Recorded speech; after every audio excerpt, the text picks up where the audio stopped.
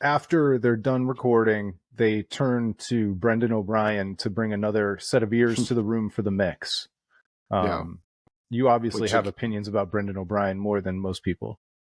yeah, I mean, so Brendan Bryan did like 4 of the 5 iconic Pearl Jam albums. He produced Versus, Vitology, No Code, and Yield. Is that it? And he also later came back for Lightning Bolt. I think it was Lightning Bolt. It has to be Lightning Bolt because that sounds It would be more like so interesting to hear what they sounded like before the mix and what they sounded like after the mix.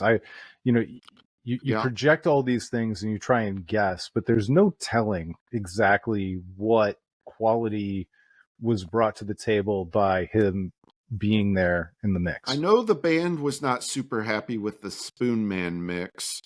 I know the artist, the Spoon Man himself, who plays the spoons on the song, was very unhappy when he heard the song because the spoons are very buried in that mix. But you're right. It's a hard like guessing game to understand like what a mix sounds like what the raw masters sound like, and how a band gets mixed versus how it gets recorded / produced.